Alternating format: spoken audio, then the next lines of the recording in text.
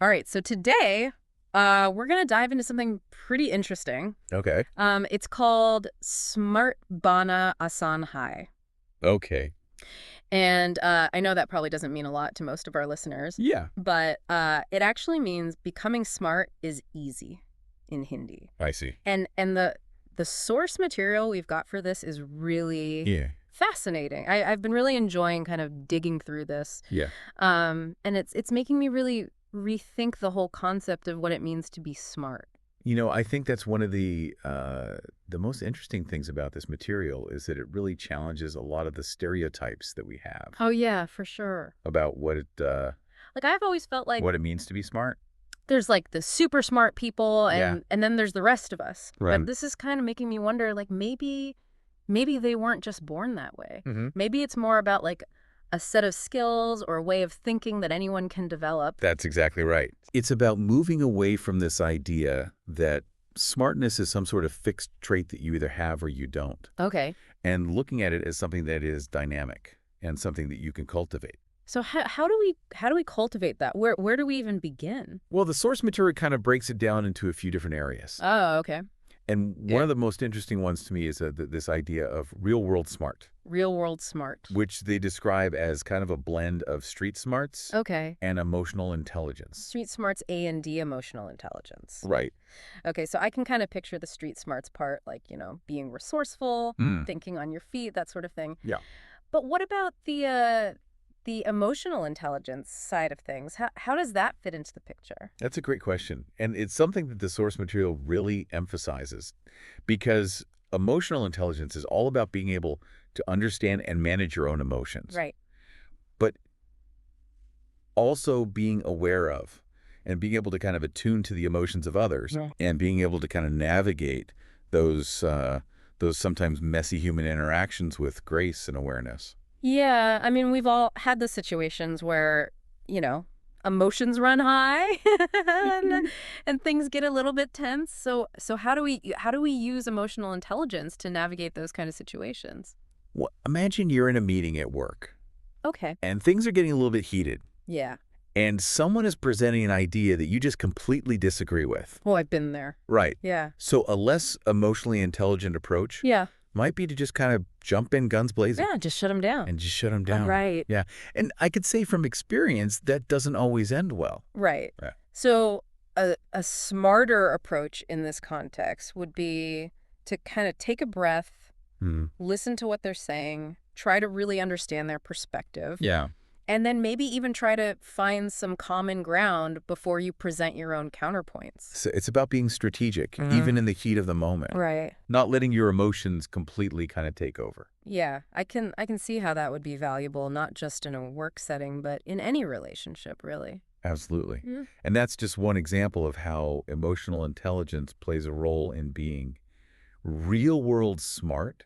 Mm.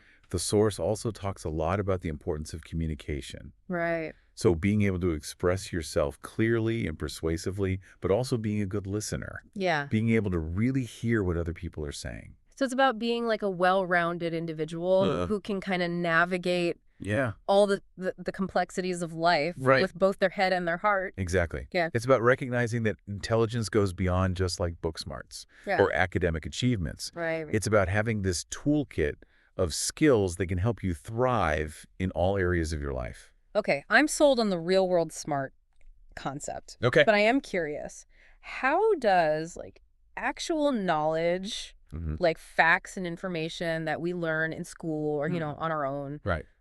how does that fit into this picture? Does all that learning even matter? Oh, it absolutely matters. But the source material makes a really important distinction between just hoarding information Okay. and actually using knowledge as a tool. Okay. So it's like having all the tools, Yeah. but not knowing how to use any of them. Exactly. Okay. That's a perfect analogy. Yeah. So in today's world, we have access to more information than ever before. Yeah. I mean, Yeah. that's definitely true. But it's not about just memorizing every fact or every statistic that you come across. Right. It's about being able to sort through all of that information, Right. identify what's relevant, Okay. and then apply it to solve problems and make informed decisions. So it's not about being a know-it-all. Right. It's about knowing how to use it all. Exactly. Okay. So think about it this way. Yeah. You could know every single historical fact there is to know about the stock market, Right. but that wouldn't necessarily make you a successful investor. But if you understand core economic principles, if you learn how to analyze market trends, if you learn how to manage risk, Okay. that's knowledge that you could actually put into action. Right. Yeah. It's like the difference between just reading a cookbook Mm-hmm. and actually being able to cook a delicious meal. I love that analogy. Yeah. Because it also highlights another important point, which is that knowledge isn't static. Okay. It's something that you have to constantly kind of build upon, refine, and adapt as the world around you changes. That's where this whole idea of a growth mindset comes in, right? Yeah. The source material mentions that as another key part of Yes. Smart Bana Asan High. Exactly. Yeah. So a growth mindset is really all about embracing challenges, Okay. seeing failures as learning opportunities, Mhm. and constantly seeking out new knowledge and experiences. So someone with a growth mindset wouldn't be afraid to try something new, even if they might mess up. Exactly. Good Wouldn't job. let the fear of failure hold them back. They would embrace the process of learning and see setbacks as just stepping stones on the path to mastery. So this is starting to feel really empowering. It's like if smartness is about having a growth mindset, Right. then it's not about where you are right now. It's Exactly. about where you're willing to go. That's the beauty of it. Yeah. It takes the pressure off of having to be perfect, Right. and it really shifts the focus to the journey of continuous learning and improvement. This is definitely giving me a lot to think about. Yeah. And I think we should probably take a quick break. Okay. We'll be right back with more insights from Smart Bana Asan High. Sounds good. So I'm really starting to see the appeal of this smartness as a journey idea. Yeah. It feels a lot more attainable, you know, Mm-hmm. than the pressure of having to be some kind of genius from day one. I think that's one of the most empowering things about this whole concept, Yeah. is that it really does kind of reframe how we think about intelligence. Right. It's not about comparing yourself to other people Mm. or feeling like you're not good enough Right. if you don't meet some sort of arbitrary standard. Yeah. It's really about embracing your own Mhm. unique path of growth and development. I love that. So speaking of growth and development, Yeah. I'm curious to see how these Smart Bana Asan High principles like actually play out in real life. Oh, absolutely. Do you have any like good examples? Yeah, let's take the concept of knowledge as a tool, for example. Okay. Remember we were talking about that toolbox analogy earlier? Oh, yeah. The idea that you got to know how to use the tools, Exactly. not just have them. Right. So imagine you're faced with some sort of challenge at work. Okay. Maybe a big project hits a snag, Mm-hmm. or there's a conflict within your team. Yeah. A smart approach wouldn't be to just panic or bury your head in the sand. Oh, no, definitely not. Right. I've tried both of those approaches, and they don't usually work out so well. Right. So instead, you would tap into that knowledge toolbox that we were talking about.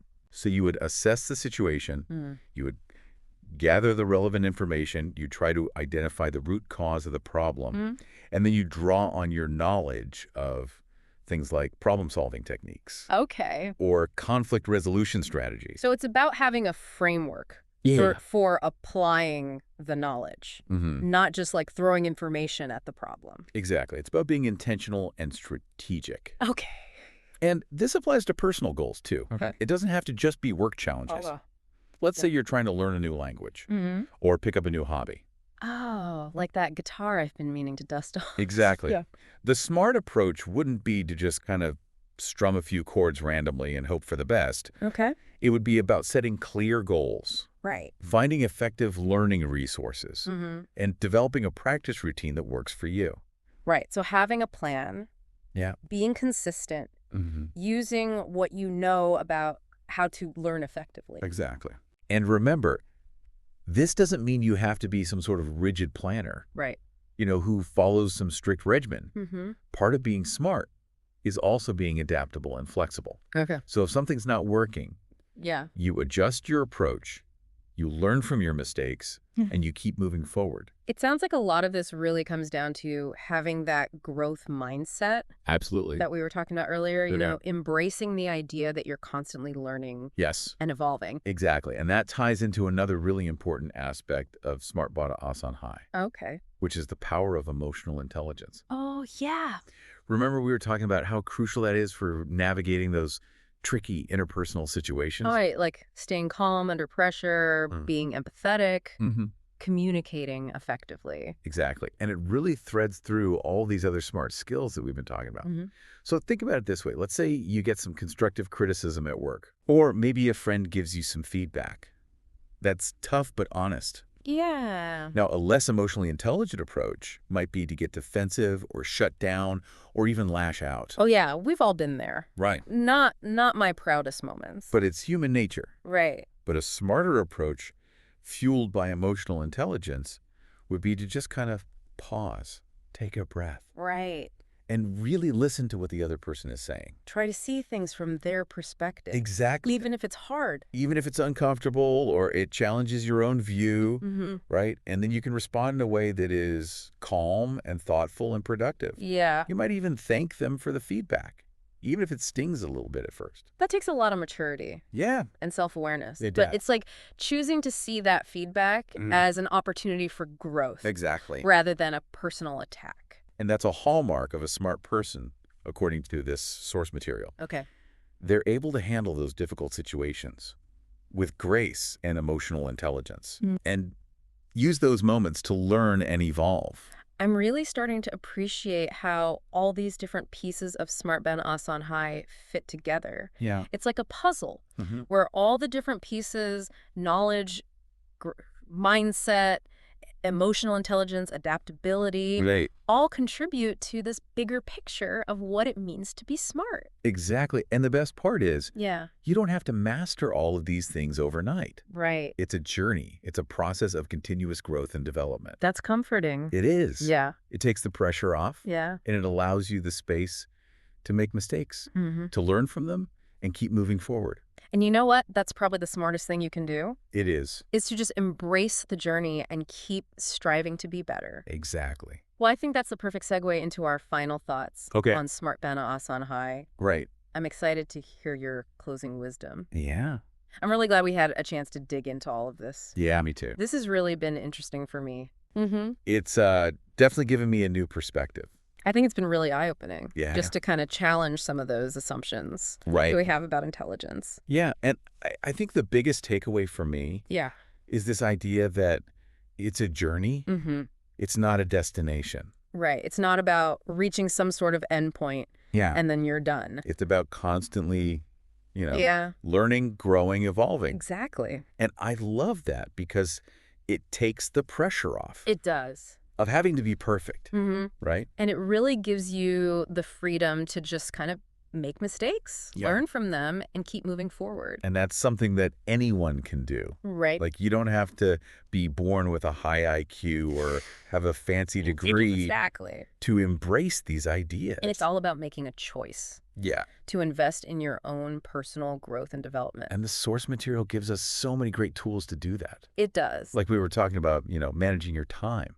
Making better decisions. Right. Embracing challenges. Yeah. It's like a roadmap It is. to a better you. It is. And the cool thing is you don't have to do it all at once. Right. You can focus on One step at a time. one step at a time. Exactly. And if something's not working, you can change it. Yeah. You can try a different approach. You can adapt. And it's all about finding Mm-hmm. what works for you. That's the beauty of it. Yeah. It's not a one-size-fits-all approach. So as we wrap up, Yeah. I want to leave our listeners with one question to think about. Okay. What does Smart Bana Asan High Mhm. mean to you? Yeah. What's your definition of smart? Yeah, And what's one small step you can take today to get a little bit smarter? I love that question. Yeah. Well, thanks for joining us on this deep dive. It's been a pleasure. We'll see you next time. See ya.